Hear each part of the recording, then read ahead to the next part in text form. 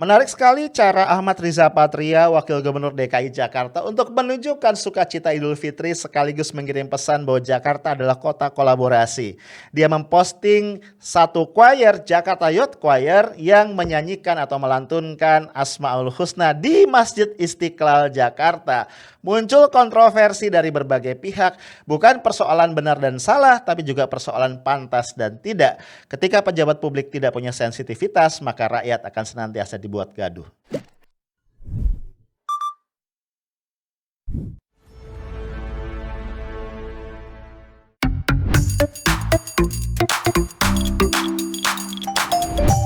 Hai guys, ketemu lagi kita di Lunch Break edisi Selasa 18 Mei 2021 ya.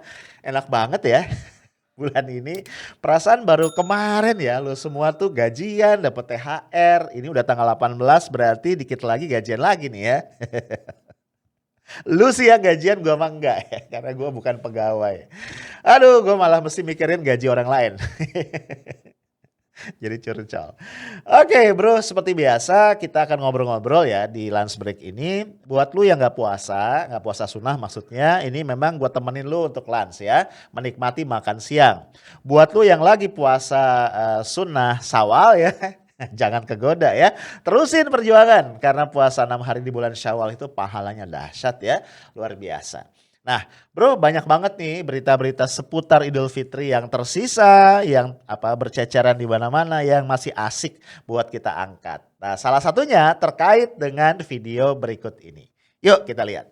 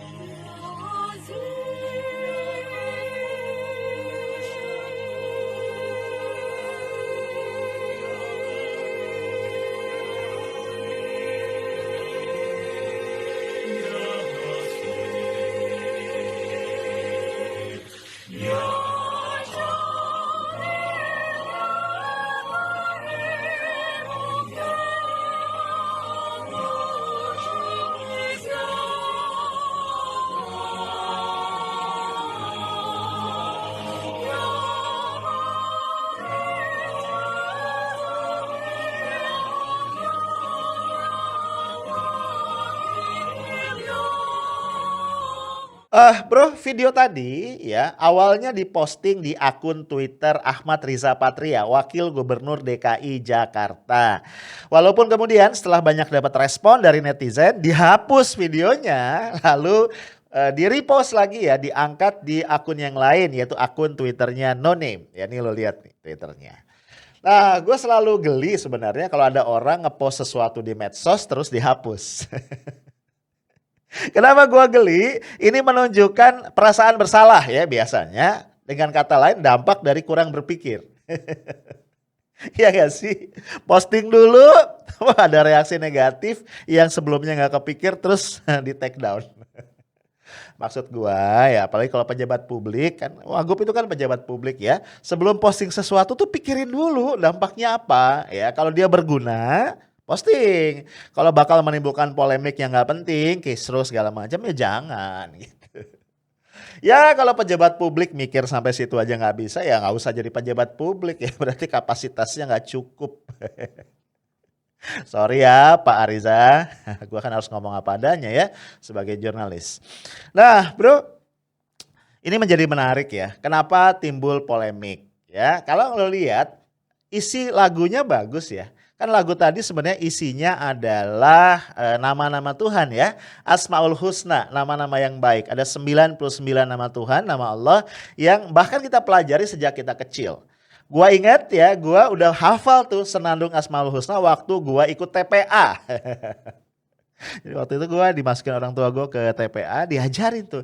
Dan setahu gue sampai sekarang ya anak-anak TPA, anak-anak TK Islam itu diajarin tuh senandung Asmaul Husna.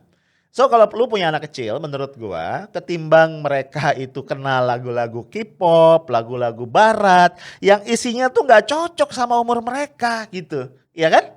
Better lu ajarin tuh Senandung Asmaul Husna, jauh lebih bermanfaat ya. Insya Allah lu sebagai orang tua yang ngajarin ya, ini bisa jadi sesuatu yang berguna terus dan mengundang pahala buat lu. Kalau ya tadi anak lu hafal sampai dewasa. Kayak gua, ini tipe anak durhaka nih kayaknya ya. Nah, oke bro, jadi lagunya bagus sebenarnya isinya. Cuma memang jadi problematik dan menimbulkan polemik karena tidak lazim ya ada choir dilakukan di dalam masjid, di ruang sholat gitu ya, di Masjid Istiqlal. Ini persoalannya ya.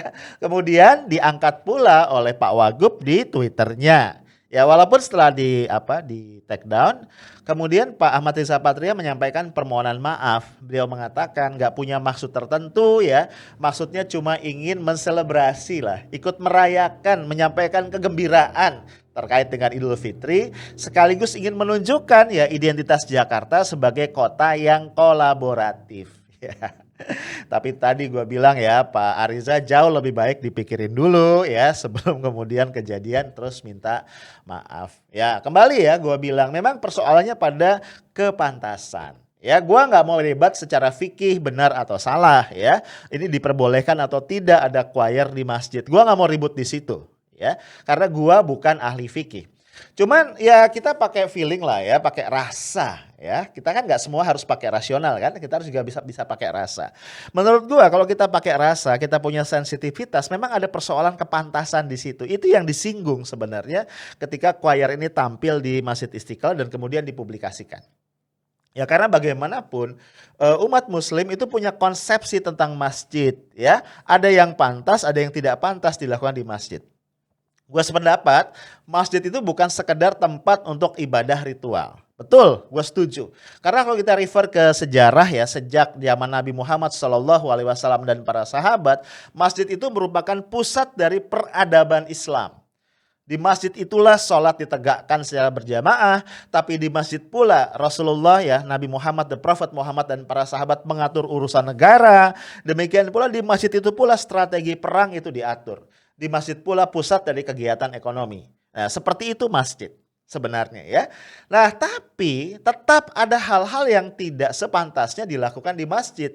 Dan gue yakin menurut sebagian besar kaum muslimin, salah satu yang tidak pantas itu adalah choir alias paduan suara. Gitu ya. Nah, belum lagi kemudian ini ada tweet menarik ya dari Habib Abu Bakar Asy-Syaghaf yang juga mempertanyakan tadi. Dia mempersoalkan begini, satu ya, ini beberapa anggota dari choir tadi ditengarai non-muslim. Bahkan termasuk konduktornya. Gue lupa nama konduktornya. Konduktornya ini katanya adalah choir director dari Gereja Bethel Indonesia. Ya.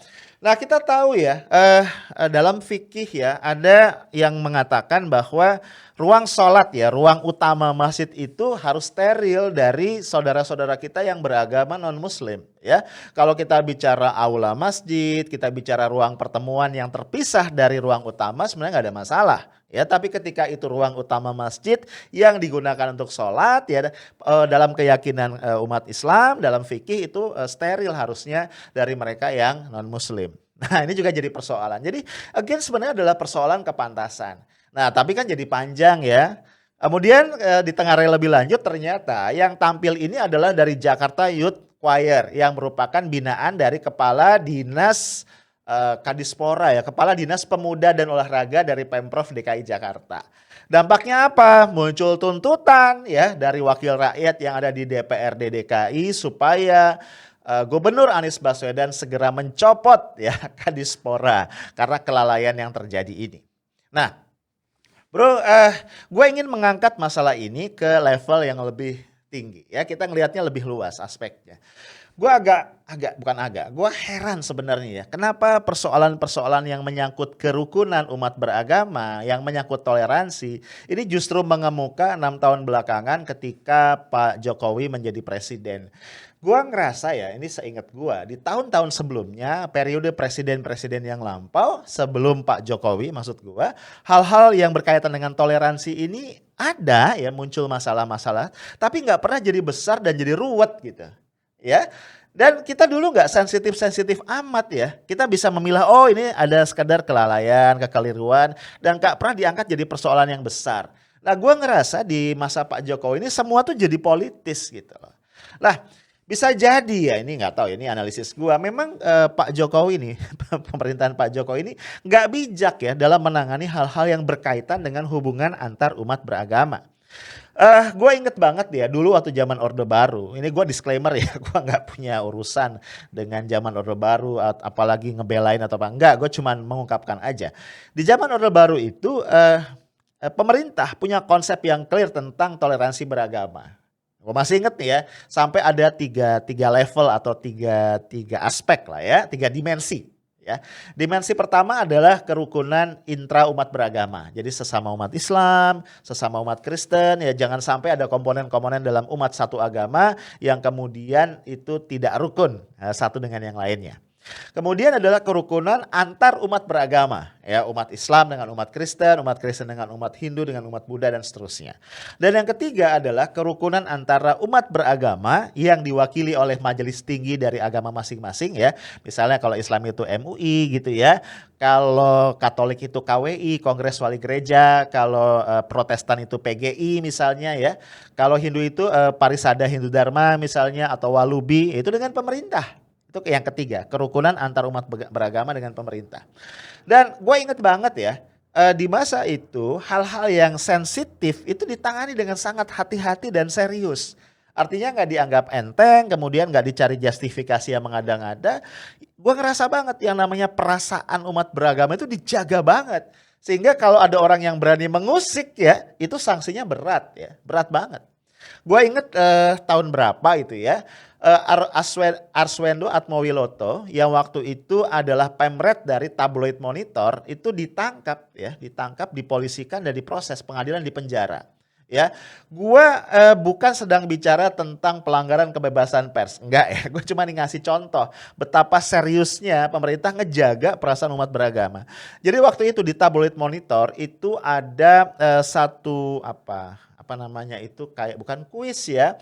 Apa sih namanya polling ya, polling tentang siapa tokoh yang dikagumi gitu ya, kira-kira begitulah pollingnya. Muncul nama-nama gitu ya, namanya polling kan orang bisa jawab apa aja. Itu salah satunya muncul nama Presiden Soeharto. Lah yang menarik nama Muhammad Shallallahu Alaihi Wasallam tuh muncul, tapi levelnya di bawah Pak Harto. Itu geger satu Indonesia dan timbul keresahan lah di kalangan umat Muslim. Ya, karena ya lu bayangin aja ya, nama Rasulullah disejajarkan, dikomparasikan dengan tokoh-tokoh yang lain yang merupakan manusia biasa. Ya, singkat kata Arswendo sebagai pemret kemudian ditangkap, diadili ya, dipenjarakan. Ya, kembali ya, gue nggak mau debatin masalah kebebasan persnya. Gue cuma ingin tunjukin gimana pemerintah di masa itu ngejaga. Padahal tuh Pak Harto lebih tinggi loh ya dari Nabi Muhammad. Mungkin kalau zaman ini yes gue lebih tinggi. Nggak bercanda. Nah hari ini gue nggak ngeliat seperti itu. Hal-hal yang punya nuansa tadi ya, penghinaan terhadap agama atau hal-hal yang sensitif itu kayaknya dibiarin. Bahkan seringkali justru muncul dari para buzzer nih yang menyerang orang-orang yang merasa tersinggung ya. Lu bayangin aja, orang tersinggung tuh diserang. Ya wajar kalau keterbelahan di masyarakat itu tambah parah. Karena menurut gua sebenarnya konsep toleransi itu sederhana banget ya. Simple, gak usah dibikin jadi ruwet dan kusut gitu. Kalau kita nih, kalau gua dan mungkin juga lu yang Muslim, konsep toleransi itu simpel banget, yaitu apa? Lakum dinukum waliyadin, kan gitu kan? Buat gua agama gua, buat lu agama lu. Nah, lu jangan campur-campurin urusan agama gua juga nggak akan nyampurin urusan agama lu. Ya. Nah, kalau para pejabat publik ya, pemerintah itu berpegang pada konsep toleransi yang sesungguhnya nggak akan jadi masalah gitu. Tapi belakangan orang disebut tidak toleran, bahkan jauh lagi lebih kejam tuduhannya radikal, ekstrim segala macam ketika dia tidak mau apa ya, tidak mau campur tangan gitu ya, di dalam tradisi agama lain gitu ya, atau tidak mau mengubah tradisi agamanya menyesuaikan dengan tradisi agama lain. Nah ini kan yang jadi kacau ya. Lu masih ingat lah ya waktu apa bukan Idul Fitri, waktu Natal ya kemarin itu timbul banyak kericuhan. Bahkan saudara-saudara kita umat Kristiani sendiri juga kesel ya, karena ada tradisi-tradisi yang non Kristiani yang dipaksakan dilakukan di gereja. Kemudian juga misalnya kita kalau nggak mengucapkan selamat Natal ya, kita yang muslim ya dianggap tidak toleran. Padahal menurut gua ya kita ngucapin selamat Natal atau enggak, saudara-saudara kita yang Kristiani ya tetap merayakan Natal dengan sukacita. Kalau gua sih mengucapkan selamat menikmati hari libur bersama keluarga gitu ya. Dan gua juga nggak ada masalah kalau saudara-saudara yang Kristiani tidak mengucapkan selamat Idul Fitri sama gua ya. Mau diucapkan selamat apa enggak, lebaran tetap jalan kan gitu. Jadi maksud gua sebenarnya kalau ini nggak dikutak-atik tuh nggak akan ada masalah, nggak akan ada persoalan. Nah, belum lagi misalnya ya walaupun ya itu anjuran untuk apa internal Kementerian Agama ya. Menteri Agama Yakut Khalil Qaumas kemudian punya ide nih ya menarasikan untuk doa 5 agama ya, lu bayangin aja. Atau yang sering gua kritik juga ya, orang tuh kayaknya ngerasa bangga gitu ya, ngerasa harus nunjukin toleransinya dengan mengucapkan salam 5 agama. Assalamualaikum, salam, Om Swastiastu, salam kebajikan, segala macam. Kalau gua nggak sepandangan dengan itu, gua nggak sepaham. Menurut gua jadi ribet ya. Kalau di dalam Islam itu mengucapkan salam assalamualaikum itu nggak wajib ya, hukumnya itu sunnah. Jadi kalau gua tahu nih ya, misalnya plural gitu ya, atau gimana ya udah. Kalau gua segan mengucapkan assalamualaikum ya salam yang plural aja. Ya, salam yang general, selamat pagi, selamat sore gitu kan ya, apa kabar? Kan lebih baik sebenarnya. Nah, oke, poin gue adalah kalau kita sekarang merasakan ya so called intoleransi dan segala macam ya, menurut gue yang paling bertanggung jawab adalah para pejabat publik. Ya, karena mereka yang berada di atas, mereka yang kita minta menjadi pemimpin. Kalau para pejabat publik itu nggak lebay, ya, kemudian juga berhati-hati ketika memasuki area-area yang sensitif, menurut gua hal-hal kayak gini tidak akan berlanjut dan tidak akan jadi panjang. Tapi kalau pejabat publik kita tetap norak, ya ingin menunjukkan toleransi dengan cara-cara yang berlebihan dan justru intoleran, maka keterbelahan masyarakat akan terus terjadi. Belum lagi ditingkahi ya, ini terus ditabuh gendangnya oleh siapa? Oleh para buzzer. Ya gimana enggak? Ketika ada kelompok beragama, umat Islam biasanya yang merasa tersinggung dengan hal-hal yang dianggap merupakan pelecehan, hal-hal yang tidak pantas. Nah, ditembak tuh dengan tembakan radikal, tuduhan tidak NKRI, tidak Bhinneka Tunggal Ika, dan macam-macam. Menurut gue ini nih racunnya. Yang kalau nggak dihilangkan, masyarakat kita akan terus terbelah dan kita akan lanjut menjadi divided nation yang tentu tidak kita harapkan. So guys, menurut gua yuk kita bangun toleransi yang sehat ya, toleransi yang berakal, toleransi yang berdasar, toleransi yang justru tidak merusak keyakinan agama kita masing-masing. Lu tetap kok bisa jadi toleran ya tanpa campur aduk ya, mencampur adukan ajaran agama lu dengan ajaran agama yang lain. Justru ketika lu campur adukan, lu sedang menghina ajaran agama lu sendiri dan lu sedang menghina ajaran agama dari saudara-saudara lu yang tidak seagama dengan lu. Itu aja dari gue, stay tough, smart, and professional. Assalamualaikum warahmatullahi wabarakatuh.